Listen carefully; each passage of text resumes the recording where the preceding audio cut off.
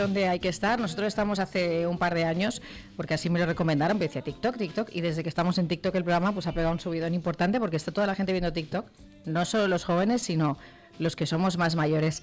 Hasta Pedro Sánchez, que ha creado una cuenta, y lo vamos a hablar en el debate también, dice que para acercarse a los jóvenes, entonces será ahora TikToker también, el presidente del gobierno. Al pobre, como le caen por todos los sitios, da igual que haga TikTok que no, pero en fin, le van a seguir cayendo igual. Le saluda Marina García, no se pierdan el programa de hoy, podrán debatir con nosotros, podrán opinar con nosotros. Aquí está todo el mundo, y todo el mundo que tiene que estar a una exposición pública importante, y así lo consideramos con nuestra educadora Paola de la Cruz. Le saluda Marina García. Es un placer estar con ustedes. Buenas tardes, bienvenidos a la buena radio, a la radio de siempre. Y bienvenida, Paola, un aplauso para ella.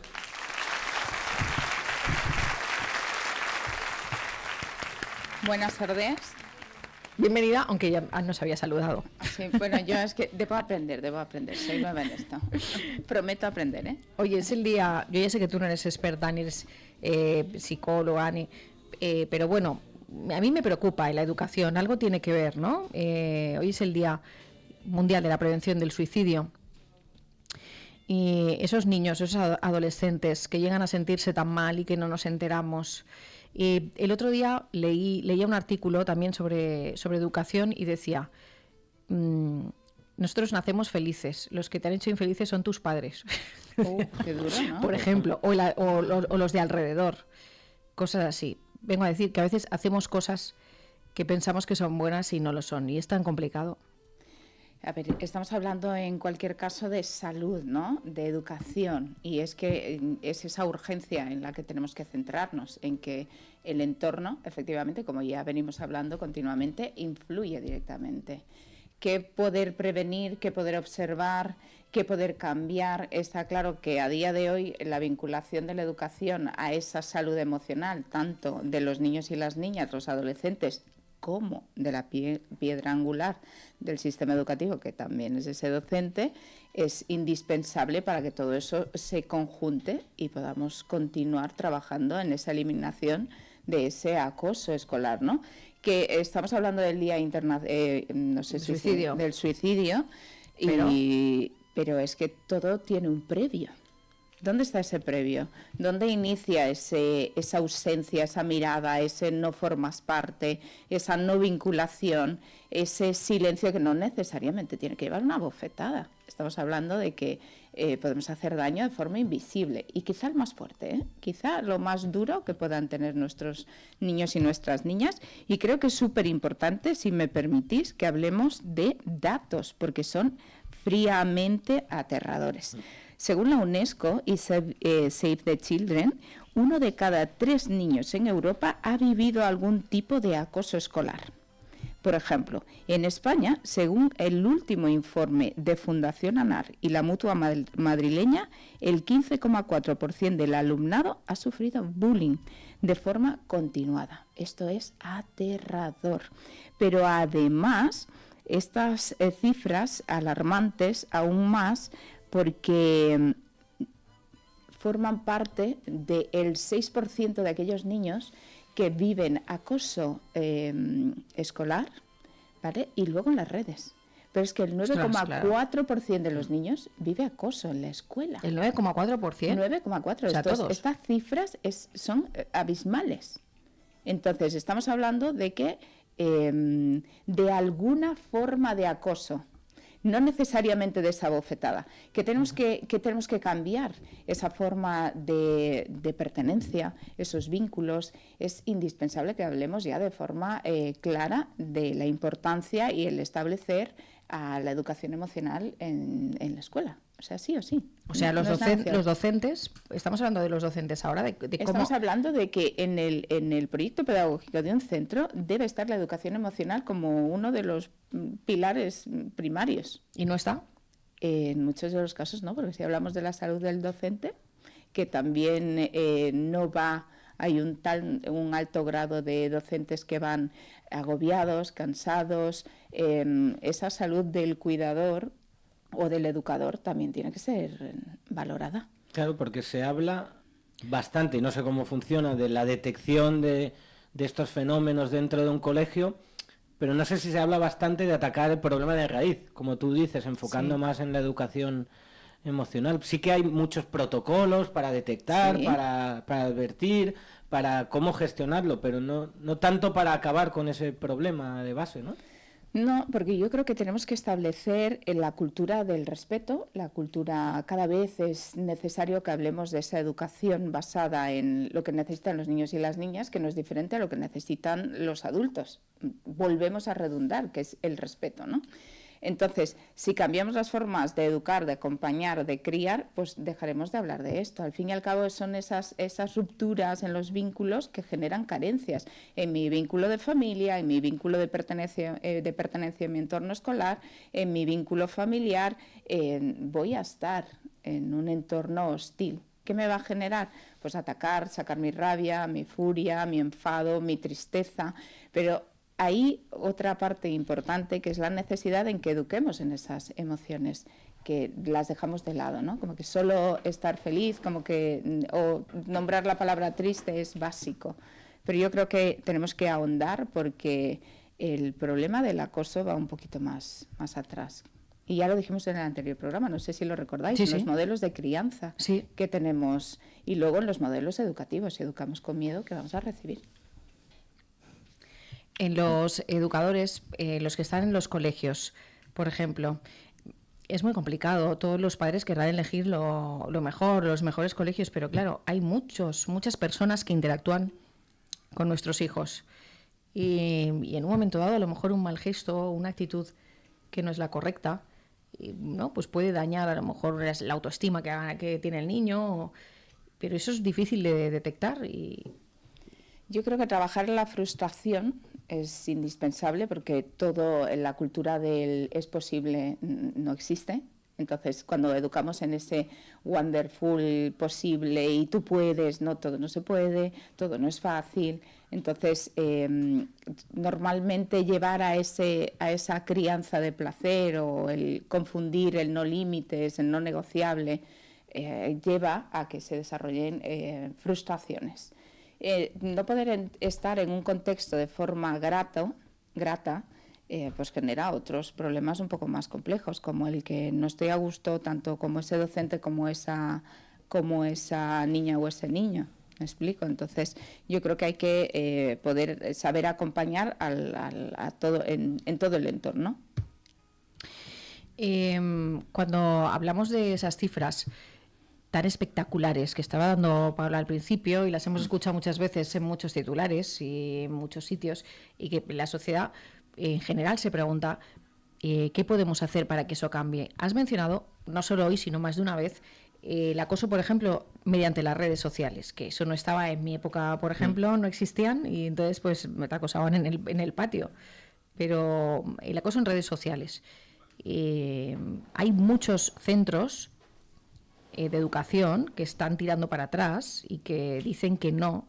Llevemos, también hablamos, los teléfonos móviles los niños, o incluso se habla de legislación, que solo se pueda tener un teléfono móvil a partir de cierta edad, porque si las familias no son capaces de decir que no por lo que sea, pues que esté por ley.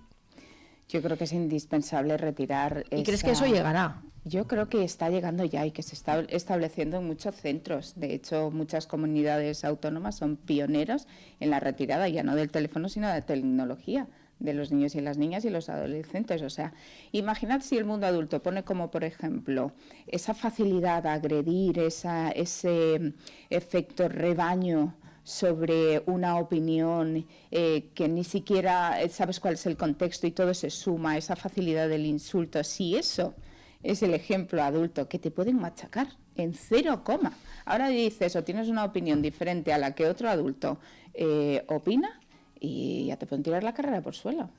Entonces, ¿cómo no lo van a hacer los niños en las redes si están aprendiendo? ¿Pero de quién están aprendiendo? Es que aquí hay ese efecto rebaño, es bestial, se pueden llevar.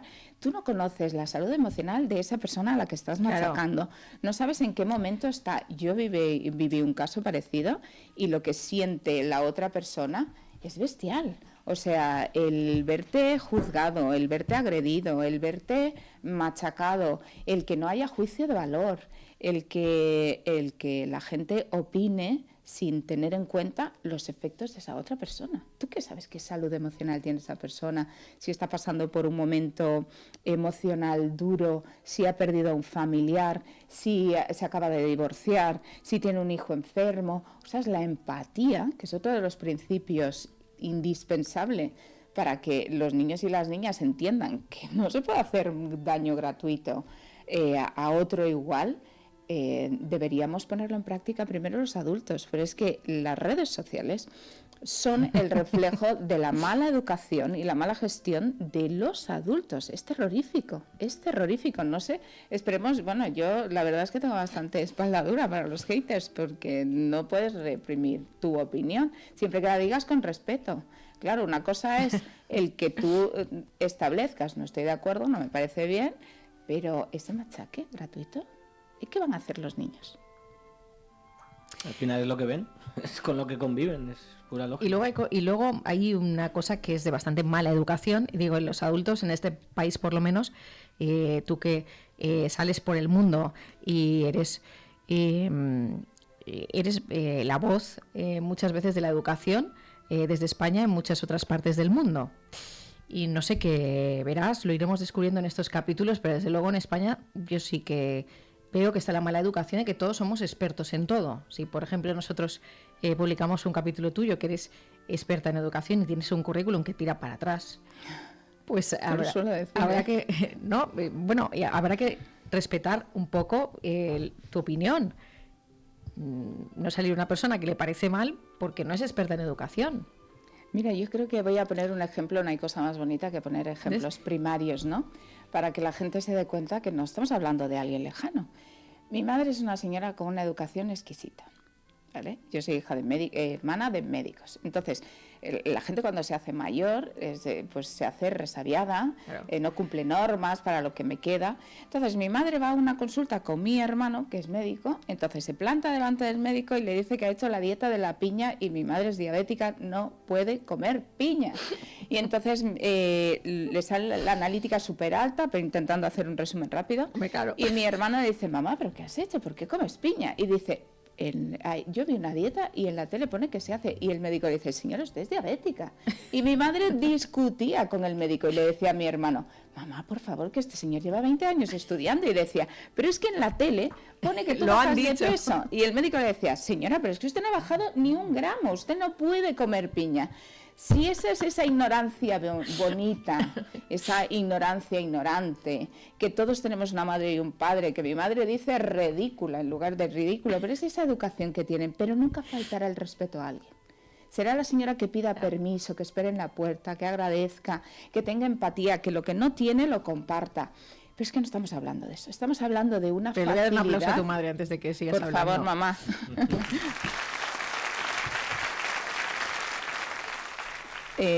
Luego la conversación de los 3 hermanos era bestial porque mi hermana decía, yo no acompaño a la mamá al médico porque mi hermana también es médico y decía, es que me suele pasar unas vergüenzas. Digo, no, por suerte yo no. O sea, yo iría a día, mamá, por Dios. Pero a lo que me quería referir es, la ignorancia no tiene nada que ver con la maldad. Y muchas de las veces expresamos esa rabia, esa facilidad de hacer daño, esa molestia, y ¿no sería mejor mirar hacia adentro y decir qué es lo que no me gusta de mí, qué es lo que necesito? Me apunto a yoga, me voy a correr, hago esto, pero ¿por qué somos tan malos al natural? Y lo más importante, usted está enseñando quizá a un niño, a un sobrino, a un igual, y usted, si es docente, no puede ir enfadado al cole. No puede, porque los niños, que son los últimos usuarios, se van a comer eso. Usted puede tener un problema, como todo el mundo, clarísimo, pero también hay que cuidar la salud de ese docente.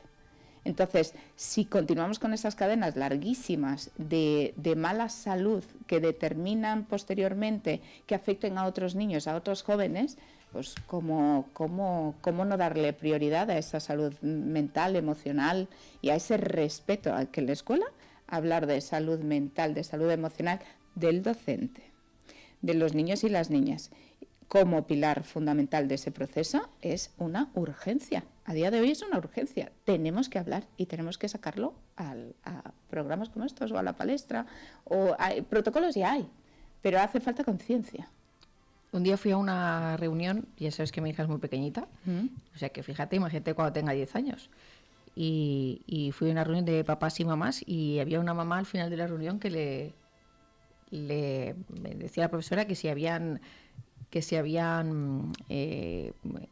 habían dado a los hijos el trazo, porque parecía que aquí no daban el trazo, porque su hijo no hacía bien el trazo, cosas. Vale. Bueno, pero cosas así, muy puntuales. Y yo, no sé, me da un poco de vergüenza ajena. A ver, también tenemos que tener compasión por lo que hablábamos, ¿no? Por esa ignorancia. Esta profesora es buenísima. Sí, pero también hay que tener presente que a lo mejor esa madre entiende en el proceso educativo el más, ¿no? El que aprendan a escribir, el que aprendan a sumar, el que aprendan a restar. Y es que a día de hoy hablar de educación... Claro, pero hablamos de esa élite. O sea, de lo que yo proyecto sobre ti. Mira, hablando del día tan importante que es hoy, un caso real. Te voy a responder con otro caso a lo que me acabas de decir.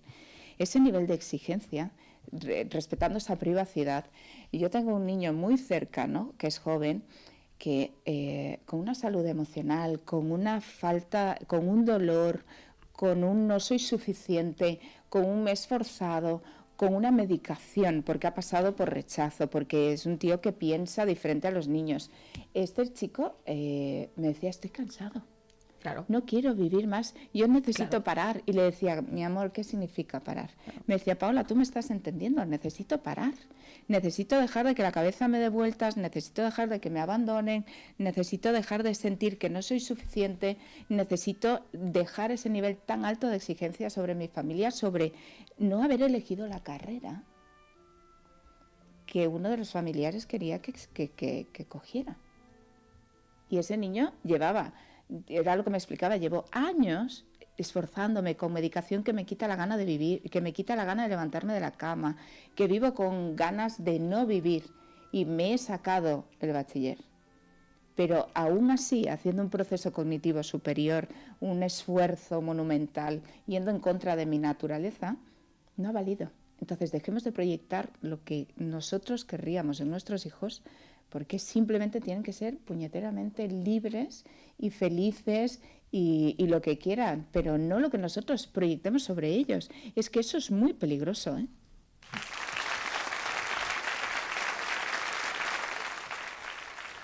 Eso es muy peligroso y eso es lo que hacemos. Dicen que proyectamos en nuestros hijos nuestras frustraciones.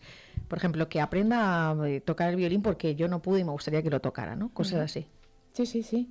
Mi exmarido y yo peleábamos porque queríamos que uno de nuestros hijos hiciera baloncesto y el otro voleibol, y mi hijo se cae con una línea invisible que nunca hemos sabido de dónde viene y odia el deporte. Se ha ido a la rama clínica. Bueno, mira, ya continúa con la clínica de la familia. Yo la rompí, me fui a educación. Que sean libres, pero claro... Lo de la carrera que has dicho, y muchos que han estudiado la carrera que querían sus padres o han sido lo que era su padre y son unos desgraciados toda la vida porque eso no les gusta. Qué duro, ¿eh? Cuando realmente lo único que podríamos darles es un sistema de seguridad, de estoy aquí, vuela, lo que necesites, no todo es posible, que esto es muy importante, que eduquemos, la vida es muy dura, la cultura del sacrificio, no la cultura del tú puedes, la cultura del intento, la cultura del esfuerzo, por supuesto, pero en libertad y en elección. Es que yo a día de hoy no permitiría, y mira qué incoherencia, que los adultos a día de hoy no permiten que nadie les diga qué tienen que hacer con su vida. Sin embargo, nos reproducimos en nuestros hijos y en nuestras hijas. Y además, en un sistema educativo, no, lo tienes que hacer así, te tienes que sentar así, tienes que poner aquí, no opines, te callas, lo dices. Ostras, qué incoherencia, pero queremos que sean libres, que sean felices. Soy súper harta cuando le preguntas a alguien, ¿tú qué quieres de tu hijo? Que sea feliz. Vale, ¿cuál es el sistema de felicidad que tú estableces para tu hijo? ¿Cómo le das esa seguridad? ¿Qué herramientas le das? ¿Le permites que se equivoque? ¿Le ayudas a levantarse? Hijo, es normal. Ya, o sea, si te caes, ya solo te queda levantarte. Yo estoy aquí. La asistencia, que no el invadir. Yo te asisto, no te invado, no te domino. Y esto es tan importante cuando somos padres que, ojo, venimos siendo ignorantes a la paternidad, al maternar, al educar. Pero intentemos pensar en qué es lo que nos hace felices a nosotros y es el poder elegir ¿Cómo condicionamos tanto? ¿Cómo podemos pedir que cumplan con esa exigencia adulta en la escuela? O sea, un sistema de perfección, un sistema de estas son las normas, las debes hacer así, no me interesa tu opinión, es que no quiero saber para lo que eres bueno, establece estas son las normas, sacas un 5 en matemáticas, pero en deporte tienes un 10, no, en matemáticas debes esforzarte más. Pero es que no es su tipo de inteligencia, déjalo en paz. O sea, va a brillar porque aprende con el cuerpo, aprende con las manos. Mirad una cosa súper importante, que el 64% del aprendizaje, si no me equivoco, por cierto, en la primera infancia se hace con las manos, con los ojos, con el cuerpo. De ahí la importancia de ese proceso. De ahí el saber qué tienes que aportar y dar en ese momento determinado. Si no aportamos esa vinculación además a la vida emocional de ese niño, es que le estamos dando taras para posterior. Luego son inseguros, luego tienen miedo, luego qué tipo de apego ansioso. Los apegos ansiosos, madre ansiosa que le da miedo, que no, el niño se tiene que caer, se tiene que levantar. Lo que le tienes que permitir es que suba la escalera 20 veces y cuando suba arriba diga, me puedo caer. Entonces eso es el acompañamiento. Yo te acompaño a que aprendas que ahí puede ser peligroso. Pero, bueno, podríamos hablar muchas cosas sobre eso. Pero es importantísimo, a mí me emociona mucho escucharte y que la gente te escuche, porque tú lo tienes asimilado, pero sabes que es importante difundirlo, por eso estás aquí, pero es muy importante escuchar lo que dices. Después de 3 hijos, con el primero lo hice muy, muy mal, pero muy mal. O sea, podía escribir un libro titulado Cómo hacerlo todo mal, mi pobre hijo. Es brillante. Yo, o sea, quería que fuera natación, quería que fuera inglés, quería que cumpliera toda la exigencia. Estaba repitiendo cómo me educaron, en ese nivel de perfección y exigencia. Mi hijo es artista. Mi hijo tiene una línea artística que nada tiene que ver con mi pensamiento y se ha ido además a una rama clínica. Maravilloso, perfecto, crece. Con el mediano, como que algo decía, uy. ¿Dónde empezamos? Con la conciencia, con ojalá tuviéramos un cursito igual que cuando vas a coger el coche, de decir, usted se va a apuntar a la formación de Alberto Soler, donde le habla de los tipos de apegos. Rafa Guerrero le va a contar esto. Así funciona el cerebro y se lo va a contar en un cuento. Mire si está adaptada a la pedagogía, el desarrollo del cerebro y todo lo que usted quiera. Y ojalá tuviéramos esa obligación de formarnos, porque ser madres o padres no tiene nada que ver con la realidad que vivimos cuando tenemos a nuestro hijo, nuestra hija, y cada vez que crece ese niño, sabes que tienes tantas posibilidades de hacerlo mal, que con la conciencia y 2 cursitos en las redes, que para eso son maravillosas, pues podríamos hacerlo un poquito mejor. ¿Has dicho alguna vez que educa a la comunidad? Totalmente. ¿Y qué hacemos con esa parte de la comunidad que está diciendo lo contrario a lo que tú piensas y que quieres hacer con tu hijo, o dejarle esa libertad o lo que sea? Esas intromisiones constantes. Bueno, tenemos que plantear sobre todo la conciencia, la divulgación, el que ya no es una opinión, el que todo esto está refrendado. Hay señores científicos, clínicos, psicólogos, neurocientíficos que te dicen que funciona de una manera determinada. Sociólogos, ¿por qué? Porque nos están diciendo que repetidamente la educación es el bien común de toda la sociedad, de toda la humanidad. Fíjate si la gente fuese educada, todo lo que nos ahorraríamos. Entonces, la mejor herramienta es educación. ¿Qué tenemos que hacer con esa comunidad? Pues trasladar conciencia. Lo que decíamos, ¿no? Señor, no le pegue a ese indigente que está ahí, porque tú vienes con ese hoy removida y dices, lo habré hecho, habrá pasado. Educar en esa empatía, en ponerse en el cambio de rol de la otra persona, el intentar entender qué siente esa otra persona. Esa es la educación emocional que tenemos que tener. O sea, no podemos estar desvinculados. No hay ciencia que entre si ese ser no está sano emocionalmente. O sea, el niño o la niña aprende rápidamente, pero no, o sea, va antes el ser. Por eso es la década de la educación del ser. Primero sé quién eres, qué necesitas, cómo te acompaño, cuéntame tus inquietudes, porque mira, una cosa muy bonita que tenemos que hacer es que los adultos tenemos que escuchar con los ojos. Eso es muy importante. En esta vida tan rápida, tan tecnológica, oímos, oímos algo, pero no escuchamos viendo a los ojos de las personas que nos están hablando. Que has mencionado a Alberto Soler, que ha presentado recientemente aquí en el programa su último libro, donde habla del bullying, y nos ha visitado de vez en cuando, y si alguien lo quiere buscar un capítulo de él, que lo busque. Maravilloso, totalmente recomendable. En el programa, totalmente recomendable. Sí. Sus libros, junto a Conchín, son fantásticos. Son herramientas pedagógicas que nos aterrizan todos esos años de conocimiento para que podamos tener otras formas de ver, de entender, y de una manera tan fácil. Alberto Soler, por ejemplo, una de las cosas que le dije una vez, le digo... móvil porque hablábamos en las épocas de las comuniones, móvil a los 8 años, y su respuesta, que la pueden escuchar todos en algunos de sus capítulos, fue ¡ni de coña! Claro. Con este tono. Es que Alberto es maravilloso. Yo le amo. O sea, no puede haber una persona más culta e intelectual que aterrice y que llegue a cualquier ser humano. O sea, y además sin culpa. O sea, él le reconocemos eso, que es muy cercano, muy campechano, muy humano, y es de las personas que más aporta a la educación y a la crianza. Ojo, tiene ahí un perfil maravilloso. También es padre, no me acuerdo cuántos hijos tiene. Alberto es padre de 3. De 3 también. Sí, es padre de 3. Como tú. Sí, sí.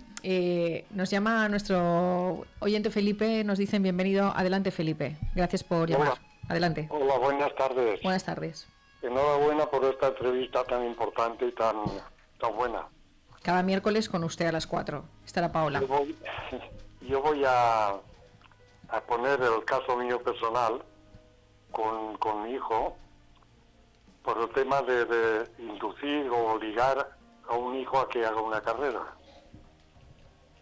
Sí. Mi ex le metía en la cabeza de que tenía que ser abogado, tenía que estudiar Derecho. Llegó el día de matricularse, yo la acompañé a la Facultad de Derecho, y cuando tenía la documentación le dije: Marcos, ¿tú quieres estudiar Derecho? Que no, papá, respirando y todo. Que no, pero es que la mamá no para. Digo, si la mamá quiere un abogado en casa, que se matricule y que haga su carrera. Dime qué es lo que quieres estudiar. Dice, yo quiero hacer publicidad, relaciones públicas. Pues muy bien. Digo, lo que pasa es que en ese momento no había facultad en Valencia para esto. Solo estaba en San Pablo. Digo, pues tendrás que ir o a Madrid, o a Barcelona, o a... Pero no, papá, está en Moncada, puedo hacerla. Digo, pues ahora venga, vámonos para Moncada. Nos fuimos a Moncada, se matriculó, se dejó solucionar. Cuando llegamos a casa, ya fue uno de los problemas, digamos, matrimoniales, porque ella, muy contenta, ya está matriculado. Dijo, sí. Yo le dije, sí, pero de Derecho no. ¿Cómo que no? ¿Cómo que no? Porque tu hijo y el mío ni vale para abogado, ni le gusta ni quiere ser abogado. Y se ha matriculado de esto y esto y esto. Y esto, me podemos decir la ciencia, y estos son hechos reales. Hechos reales. Esto lo digo, Esto es un hecho real. Esto lo digo por si sirve para algún oyente que está metiéndole en la cabeza a su hijo que sea ingeniero agrónomo, y el chaval a lo mejor lo que quiere es ser electricista o quiere ser mecánico de coches. Pues sí, por ejemplo, y además ganará más dinero. O sea, más Bien, que... Qué fuerte. Yo la orientación la admito, la obligación y el machaqueo tampoco, eso no lo admito. ¿Qué dices, Paola? Mirad, hay una cosa Ha primaria. dicho su ex también al empezar, o sea, Sí, acabó en divorcio. Acaba en También, ¿no? divorcio. Felipe.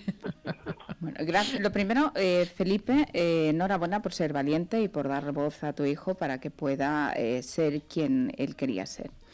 Lo siguiente que yo le diría a nuestra audiencia, que hay un principio muy básico cuando tú estás maternando y criando, que es jugar con tus hijos, ¿eh? Todo va relacionado con la sociedad, que dejamos de ser de eso, o sea, esa deshumanización, ¿no? Cuando tú juegas con tu hijo o tu hija, te das cuenta qué le gustan, si construye, si le encanta saltar. O sea, tú puedes ver el tipo de habilidad que tiene tu hija o tu hijo. Y tú ya lo vas apuntando. Que el niño construye, pues tendrá habilidades matemáticas. Que no le gustan los puzzles, que no le gusta construir, que le encanta dibujar y pintar. Ese niño tiene habilidades artísticas. Que le encanta disfrazarse, pues tendrá habilidades también artísticas. Que salta, corre, sube, baja. No es hiperactivo, es que a lo mejor tiene una inteligencia kinestésica, que aprende con el cuerpo, e investiga el mundo con el cuerpo. ¿Por qué estoy diciendo esto que parece tan absurdo? Porque sería tan importante que volviéramos a jugar con nuestros hijos y nuestras hijas, encontrar sus habilidades, saber para qué son buenos y luego a partir de ahí permitirles ser. La mayoría de los niños nos dicen cuáles son sus habilidades jugando. El problema es que los adultos no tenemos tiempo de presencia, juego, de estar. Estamos al costado, sentados con un móvil, viendo la tele, contestando un mail, con la prisa, la carrera, la mochila laboral. ¿Tiene la culpa esa familia? No, es que criar a día de hoy, yo creo que es una de las cosas más arriesgadas. Te voy a dar otro aplauso. Básico. Más arriesgadas, más complicadas. Pero tenemos que ser conscientes y aprender a ser conscientes escuchándote con lo que estás diciendo, es verdad. Sí. Mira, hay una cosa que tenemos que dejar de edulcorar y es que a las personas que quieran ser padres, madres, ¿vale? Que quieran formar una familia, ser padre o madre, voy a ser súper agria, ¿vale? Es una acción de renuncia y de amor profundísima. Porque tú vas a trabajar para un ser. Tu tiempo se va a entregar para él, tu esfuerzo va a ser para él. Toda tu vida, esa parte tan grande que te diría un 60, un 80, un 90%, un 100% es para esa persona, que nunca dejas de criar, que nunca dejas de educar, que nunca dejas de acompañar. Entonces, la maternidad es una responsabilidad tan alta que maternar no debería convertirse en una foto bonita en Instagram. Qué bonito, es así, ¿eh? Sí, totalmente. O sea, es trabajar para otro ser que necesita.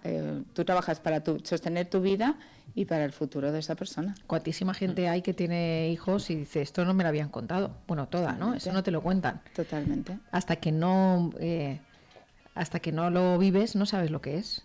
Y ya no hay vuelta atrás. No, por supuesto. No me han contado lo que es, pero además está aquí para toda la vida.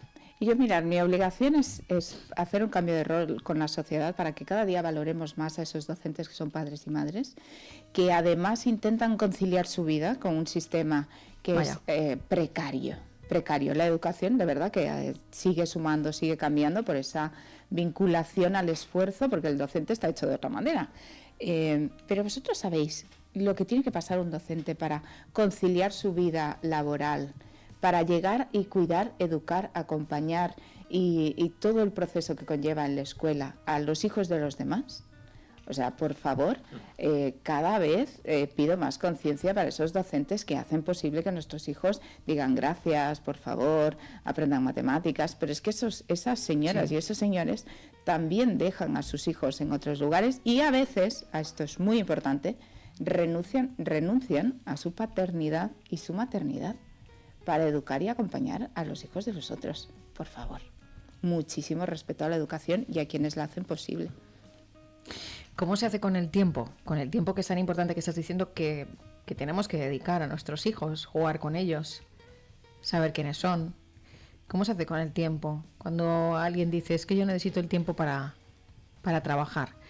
Los abuelos que crían a los niños, porque tienen niños, las parejas, normalmente jóvenes, ahora ya los tenemos mayores, en esta sociedad nos lo permiten, pero o la ciencia lo permite, pero los jóvenes sobre todo, que tienen los niños y los dos tienen que trabajar y tienen que hacer muchas cosas y además tienen otras inquietudes que una persona que es más mayor.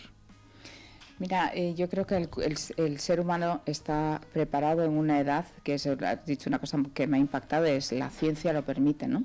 Pues que el cuerpo tiene una edad. En mi caso sí. Claro, pero a lo mejor, ¿por qué estamos retrasando tanto esa paternidad, no? Pero es que luego no vas a tener ganas de jugar, porque no confundamos. Lo que quiero decir es que tenemos una edad para hacerlo. Luego es verdad que tenemos dónde sacamos tiempo, pero si es que la vida avanza y ese tiempo a lo mejor se trunca con las ganas.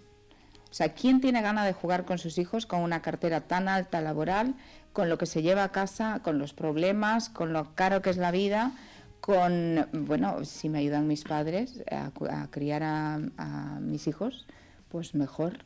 Y yo puedo conciliar, porque la realidad es que no existe conciliación. No, claro. Eso es un invento que hacemos todos para poder dignificar un poco nuestro proceso de crianza y educación a nuestros hijos y nuestras hijas. ¿Quién lo puede hacer? Pues poquísimas personas. Eso es súper arriesgado, o sea, futuros padres y madres. Pero los hijos tienen que ser criados por papá y mamá, y si los crían los abuelos, asume que las normas y las reglas de los abuelos no sean las tuyas, sean las de los abuelos. Y agradecimiento. Los abuelos están para malcriar. Yo lo aprendí ahora con mi hijo de 19 años. 18, perdón. Bueno, pues hay que montarse la vida de manera que si tenemos hijos podamos estar con ellos. Totalmente. Ojalá entendamos el tiempo de presencia, el tiempo de estar al lado de tu hijo jugando. Pero es que eso a veces solo lo disfrutamos en vacaciones. Qué cruel, ¿eh? Y bueno, y en vacaciones sí podemos descansar, y si no los apuntamos a miles de... Los nanos en vacaciones tienen que aburrirse, tienen que dejar de esa carga laboral educativa, y aún así, en esos tiempos de disfrute, tampoco podemos llegar a disfrutar porque estamos pensando alejados de lo que es el tiempo de familia, el tiempo de casa, con todo lo externo. Ojo, y la maternidad es muy bonita, ojo, el vínculo que hay a ese ser, porque lo has parido, porque lo has engendrado, porque es tuyo, pero lo que conlleva criar, la sociedad está muy alejada de las necesidades de la familia, de los niños, las niñas y del ser. O sea, es que estamos deshumanizados. ¿Cómo vamos a criar con conciencia? Yo tengo una vecina que tiene 3 niños y además son de tener muchos hijos porque va con su cultura. Es gitana.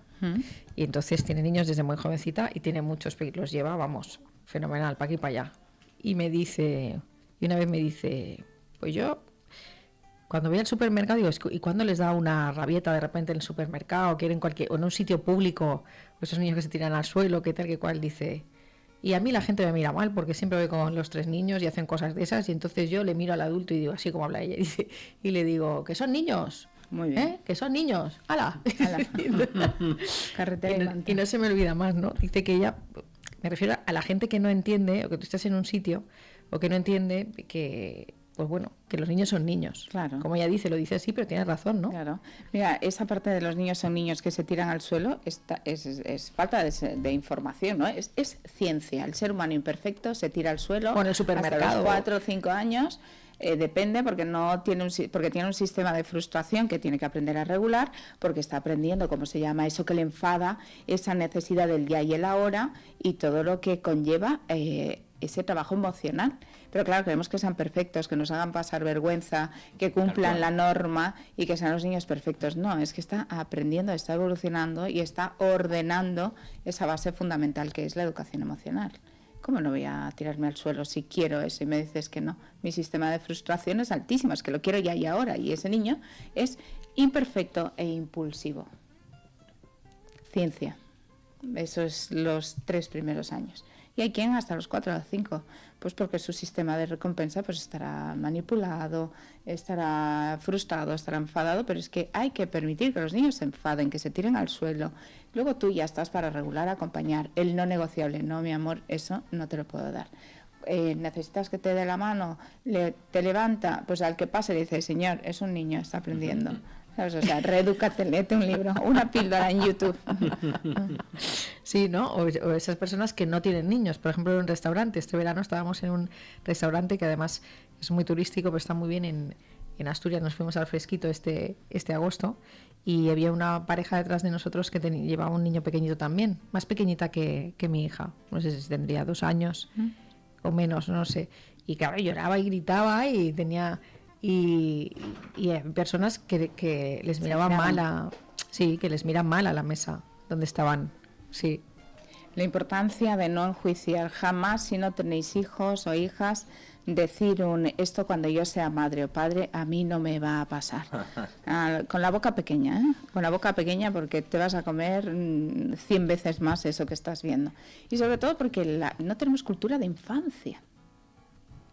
Eso es muy triste, no tenemos cultura de infancia. Los pueblos, las calles, hay un pedagogo maravilloso que siempre dice, el pueblo es de los niños. O sea, claro. El lugar, o sea, ¿quién tiene el problema? El adulto. ¿Por qué los niños no juegan en la calle?